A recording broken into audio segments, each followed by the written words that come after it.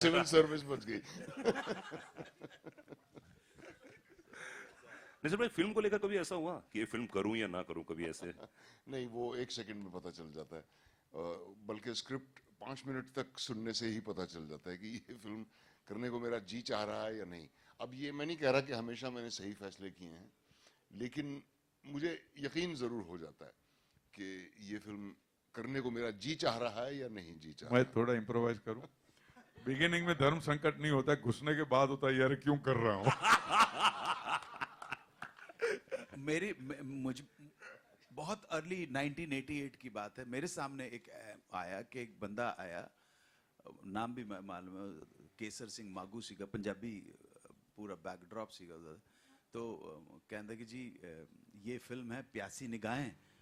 तो सर वो प्यासी निगाहें, तो वो मेरी लाइफ की फर्स्ट सेमाई पोर्नो फिल्म थी।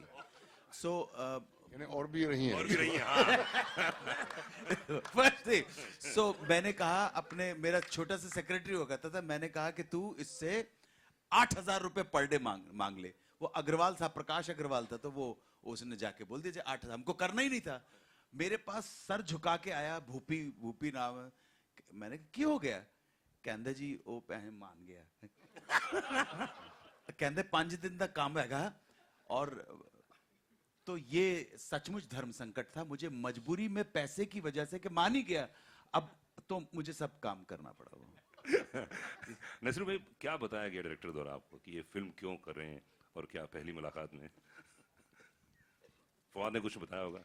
फवाद क्या है, हमेशा जब मैं फवाद से मिलता हूँ तो मुझे ऐसा लगता है कि ये इतना इस तरह क्यों बिहेव कर रहा है जैसे मैं इसको झापड़ मारने वाला हूँ।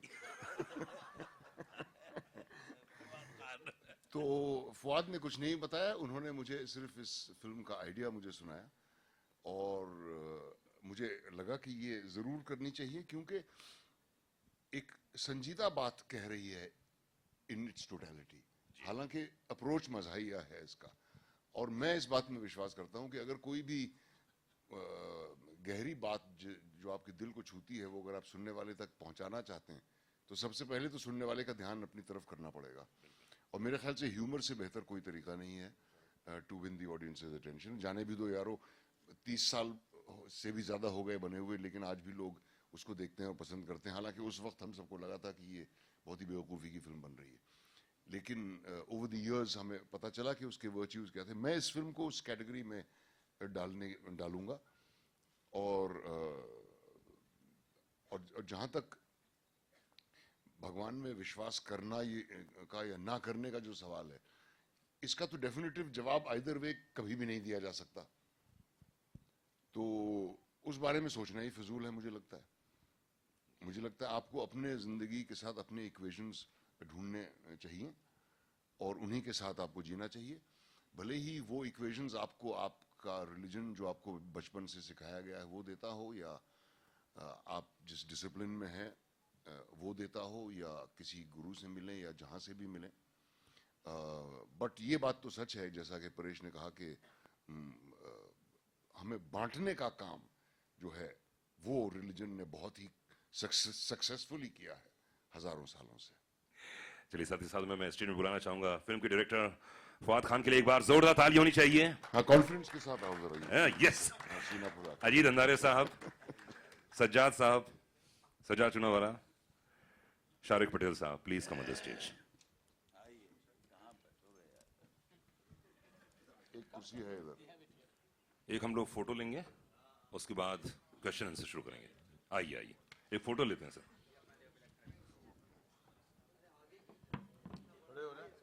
क्या चाहेंगे, खड़े होना चाहें? खड़े, आप बैठे बैठे खड़े खड़े खड़े हो जाएं, थोड़े नजदीक आ जाएंगे। एक्शन में के माइक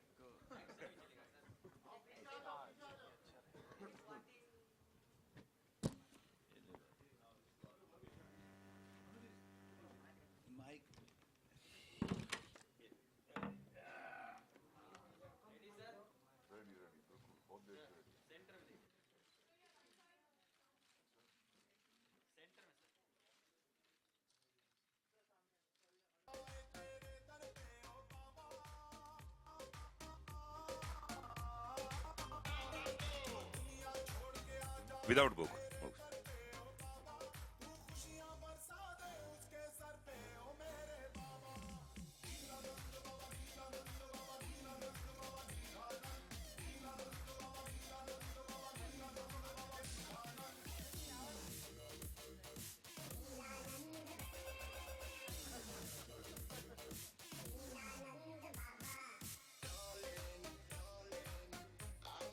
थैंक यू, बहुत बहुत शुक्रिया. एक माइक्रोफोन प्लीज. जी हाँ, मीडिया इंटरेक्शन के लिए पहला क्वेश्चन.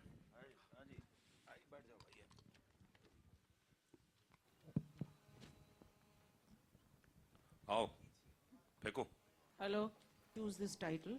और जब आपने इन दिग्गजों को लिया, नसीर साहब और परेश और अनु जी, तो आप कितना धर्म संकट में फंसे?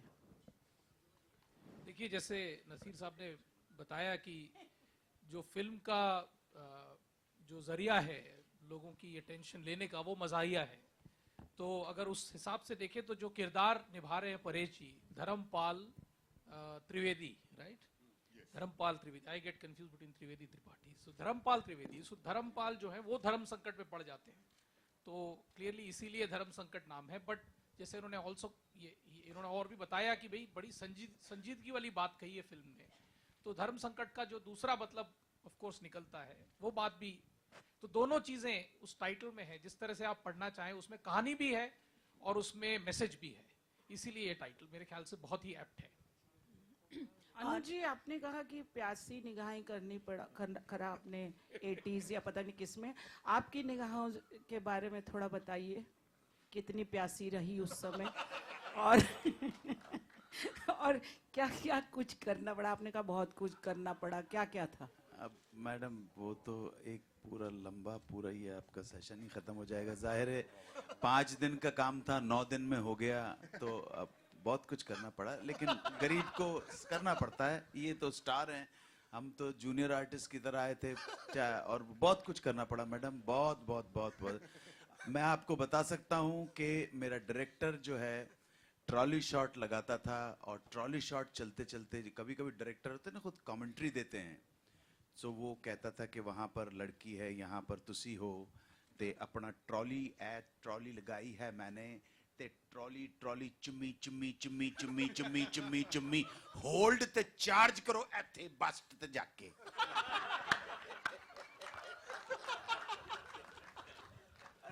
करना पड़ता है जी, करना पड़ता है. नसीर सर, आपसे यहाँ पे सवाल है सीधा आपके सामने. अनु जी ने तो अपने धर्म संकट के बारे में बताया कि कैसे उनकी फिल्में, उन्हें कई सारी फिल्में ऐसी करनी पड़ी जो धर्म संकट में फंस मैडम, गए. कई सारी नहीं, एक ही किया. अच्छा.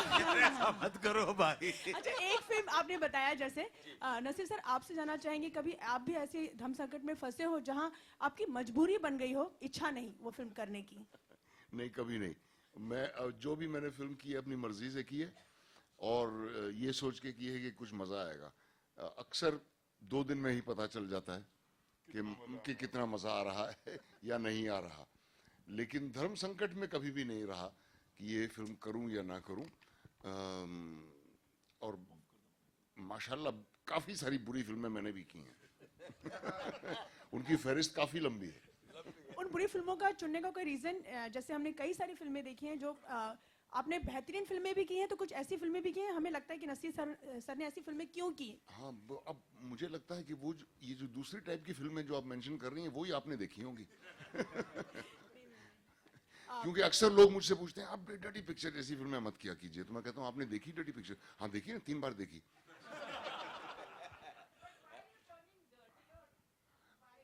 by the minute. Just wait till this interview is over. Paresh जी, आपसे भी एक सवाल है. ओ माय गॉड जब आई थी तो लोगों का नजरिया पूरी तरह से फिल्म ने बदल दिया था धर्म को लेकर. उसके बाद फिर पीके आई, उसने भी नजरिया बदला. अब ये फिल्म जो है वो किस तरह से नजरिया बदलेगी? और लगता है कि पूरी तरह से लोग चेंज हो जाएंगे जो धर्म को लेकर कई सारी बातें करते हैं. मुझे नहीं लगता कि फिल्मों की वजह से समाज के अंदर कोई इतना मैसिव चेंज आता है, लेकिन ऑफ कोर्स लोग सोचने पे मजबूर हो जाते हैं. और उम्मीद करता हूं कि सोचे लोग कि, क्योंकि मुझे पीके के अंदर एक बड़ा अच्छा सीन लगा था कि थप्पा कहाँ है. जब वो बच्चों के वार्ड में जाके कहता है कि थप्पा कहाँ है, बड़ा बेहतरीन सीन है. That says everything, that says everything. Paresh ji, मेरा सवाल आपसे है कि ज़्यादातर देखा जाए धर्म के ऊपर जब भी कोई फिल्में बनती है तो देखा जाता है कि कई बार कई लोगों के सेंटिमेंट्स को हर्ट करते हैं, तो आप इस पर क्या कहना चाहेंगे? देखिए, पहले तो इरादा ये है कि सेंटिमेंट्स को हम हर्ट करने निकले नहीं हैं, आपको आईना दिखाने निकले हैं, मिरर दिखाने निकले कि समाज के अंदर जो हो रहा है, फिल्मों की वजह से समाज में असर नहीं होता. समाज में जो चल रहा है वो फिल्मों में जरूर आता है, वो होता है, लेकिन हम मिरर दिखा रहे हैं. इसकी वजह से किसी को विचलित होने की या व्यथित होने की जरूरत नहीं है. और कुछ ना कुछ तो चल रहा है हमारे समाज के अंदर, हम सब जानते हैं. तो जितना अच्छा हो जाए उतना बेहतर है, और कुछ नहीं. परेश जी, आपने अपने फिल्मों में अभिनय के जरिए आपने कई धर्म गुरु हो गए या फिर बाबा हो गए, उनकी असलियत को दिखाने की आपने काफ़ी कोशिश की है. कभी किसी से कॉल आया, कहीं आश्रम से या किसी बाबा से आपको कॉल आया कि आप क्या कर रहे हैं, ऐसा कुछ? नहीं जी, किसी का कॉल आया नहीं है. सब लोग यही कहते कि उन लोगों को ये नहीं करना चाहिए. उन लोग, मैंने पता नहीं कौन है, फिक्टिशियस लोग कौन है, सबसे पूछो कि उन लोगों को ये नहीं करना चाहिए. तो ये जो है वो उन लोगों का कॉल अभी तक आया नहीं है. Ajit ji, my question is for you. I'm here. Hi. What makes you produce such unconventional films like Bhag Milka Bhag, or for that matter Queen, and now we have Dharam Sankat Mein? What is that one thing that you see in the script or the story of the film that makes you decide that, yeah, I will produce this film? See, we are in the business of cinema, so we are in search of commerce. If you do a certain kind of films, I don't think you will find commerce in them. You might find a lot of loud noise, you might find a lot of, fame, you might get noticed more, but I think if you have to find commerce, you have to find films which will have a value far higher than what they are, on paper. And I think that's one reason clearly. So if you have to...